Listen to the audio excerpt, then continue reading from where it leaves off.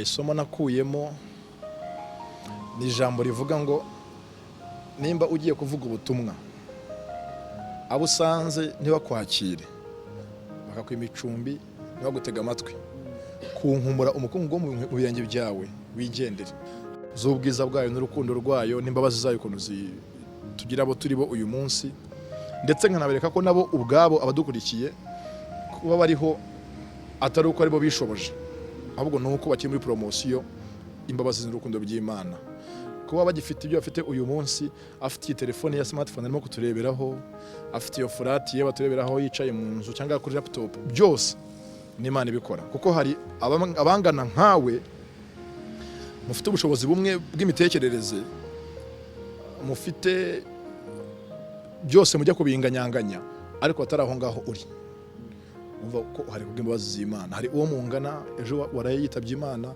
hari uwo mungana uyu munsi uri mu rukiko ajya mageragere umva rero kuburaho n'urukundo rw'Imana njya amasegonda yarenze nkomeze urumva uri muri mood abantu badukurikiye nabo bafashije urumva rero ibyo byose mbaye ndi pasiteri ibyo navuga birahari gusa icyo najya nibwira abantu bose nuko Imana ibakunda Imana irabakunda mwa abantu mwe gusa nuko mwene muntu umunsi ku munsi turayibabaza itwereka mu buryo bwose bushoboka itwereka urukundo rwayo umunsi ku munsi ahubwo twe tukarenzaho ejo icyo twakoze tukagisubira. Ndagushimiye kuba ubashije kuza ahangaha ni kuri Patrick the Motivator. Tuvuga ibintu byinshi bigiye bitandukanye bidufasha kwiga ndetse no guhugukirwa byinshi bigiye bitandukanye muri ubu buzima.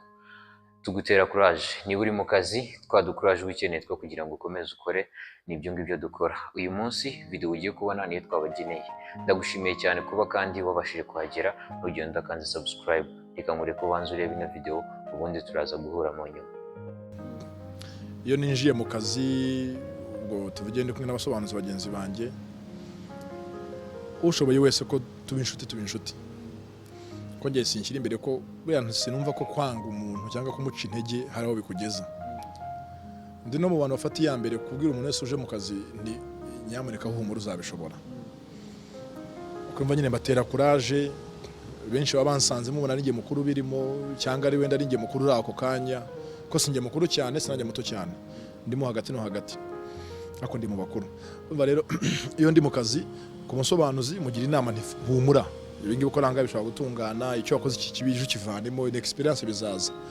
Iyo ndi ko muri distributor uwo mushishikariza ko afite gukunda uwa supplying akunde uwaha ibyo ahereza ko atamufite nawe ntago ariho kandi yumve ko mu byo akora atari we kampara natanga service mbi buriya Imana itanga abasimbura beza.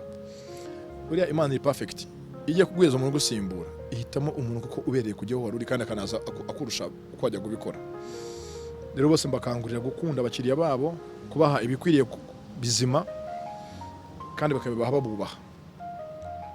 Rero urumva ubuzima busanzwe ndi umuntu ukunda kuko kwigisha umuntu kumwereka inzira nzima ikwiriye nanjye nkunda kwiga kandi nkunda abanyigisha. Ikindi nkorera mu rukundo ndasabana uje wese ndamukurura vayo ngwino twegere vayo tubane vayo dusangire niwe Junior Giti tutari muri filime ndafite ukuntu tuvuga kumva turabiyemeza turabirasi turibihangange turakora ari byo nabonye muvuga biba ari byo nk'amasambu muyavuga muyafite imodoka mamuzifite ariko ntago ari bwo bwoko.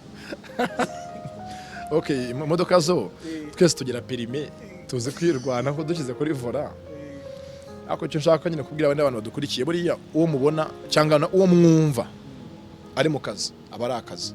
Iyo ugeze hanze y'akazi mba undi mushyashya mba umuntu mukuru ukunda abantu wisaba ntukunda bamwegera ukunda baje bamusanga njye mba kuri rwa rwego ho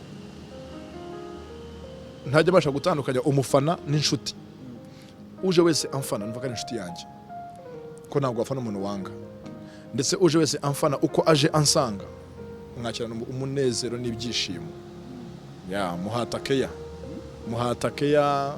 nkamukipinga ko nge I believe ko umuntu wese Imana ikuzanyeho azafite impamvu gusenga Imana ngo naza afite impamvu mbi imushyire kure yawe naza afite impamvu nzima umwiyegereza.